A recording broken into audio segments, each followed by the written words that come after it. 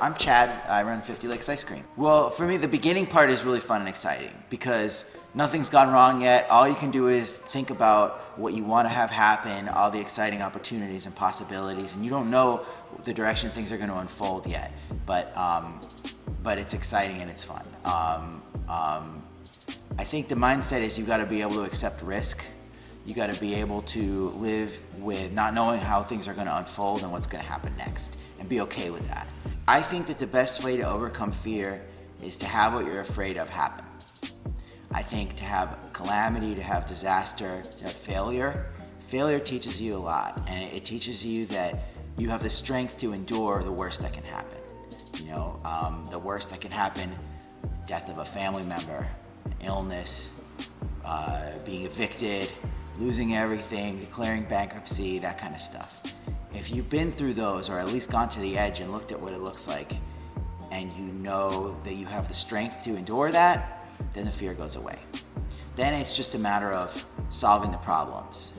It's a matter of like, okay, if you can handle what the worst is, then it's just a matter of figuring out each challenge that comes up, how you're gonna handle it, rather than being paralyzed by fear or being so afraid of the unknown that you choke and you can't make a decision and you're paralyzed.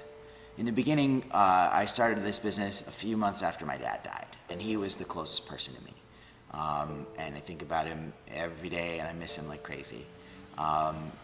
But just watching someone struggle so hard to fight cancer, to just try to maintain, and he was so determined that he was gonna beat it, and he didn't.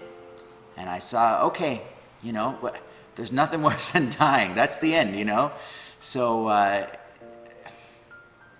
it made everything else, all the other small struggles, it just put everything into perspective.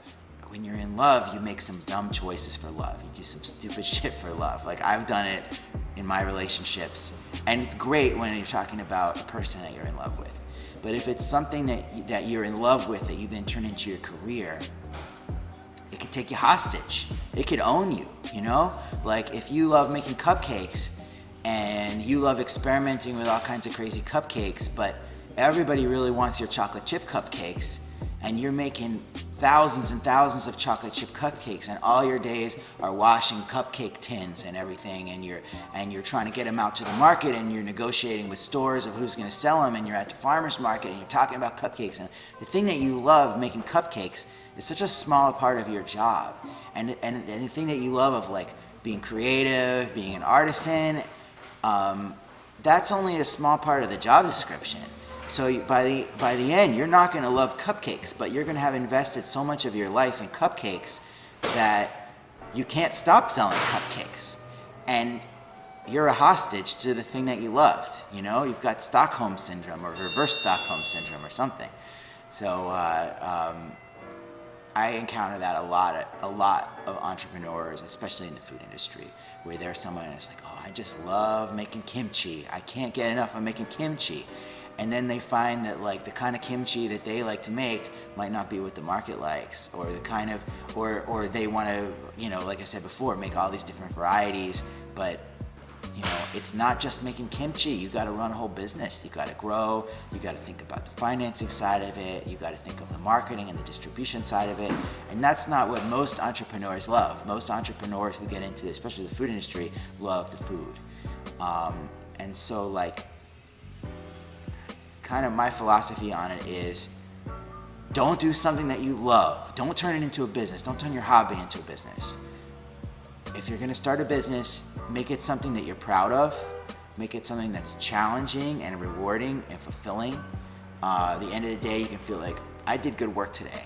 My family has been incredibly supportive and permissive of me going out and making mistakes and figuring things out. I don't think I could have done that if I wasn't given permission to make mistakes. Like when I was a kid, my parents bought me a computer, and I really loved computers, and I was really, really into it.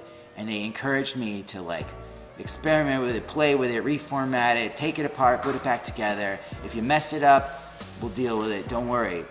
But like, learn it, learn it and get the most out of it that you can. And so You know, I think talking about making mistakes and how do you, like, I've been taught that it's okay to make mistakes, you know, and that's invaluable for me, that I just don't feel like the anxiety of if I choose the wrong path that the world is going to end. I still have a lot of criticism in my head. I imagine other people judging choices that I've made, and I imagine it, and I judge myself based on the imagined judgment of others. But I don't know, I gotta work on that. But I think that in general, like being given those values to know that it's okay to make a mistake is just like, I don't know how else I would do it. If I had to agonize over every decision, and you can't make a decision. I think school is, there's a quote, who knows who really said it, I've heard it attributed to Einstein, but don't judge a fish by its ability to climb trees. And that applied to me for school. I am not cut out for school. There's so many situations, like, if you give me a set of instructions, I am incapable of following every step of the instructions all the way through. I read the instructions, I read one, and I kind of skip down to the middle. I'm like, okay, so between here and here, I have to have accomplished this. So let me just make sure that I get all those things done, and then I read like, oh, but I needed to that, and da-da-da-da-da. It's impossible for me to follow the path that's been set for me. If I was to get a job at a corporation, it would be a disaster. It would be untenable. The only way that I could survive is to make up the rules for myself.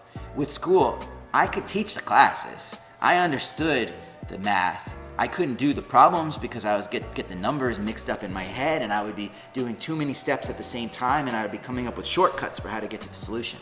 So I might not show my work the way that they wanted to, but I would come up with a creative solution that was different than the way that they taught it. But for me, the path goes like this, you know? And there's this idea that I've had since I was little, which is like, if you do something in the ordinary way, you can't expect anything more than ordinary results. And I don't want ordinary results. I don't want to live an ordinary life. I can't live an ordinary life, so I guess I've kind of told myself that I don't want to live an ordinary life. So I want to do something extraordinary, and you can't do that by following the regular path of how to get there, because no one's ever gotten to where I am before. This is a different thing than anybody else has done. Sure, there's other ice cream shops, and there's other amazing ice cream shops, but nobody's taken this exact path to get here. It's a different thing. So you have to be comfortable, you have to be able to thrive in uncharted territory versus following the rules. I can't follow the rules, so I've had no choice but to figure out how to thrive in blazing my own path.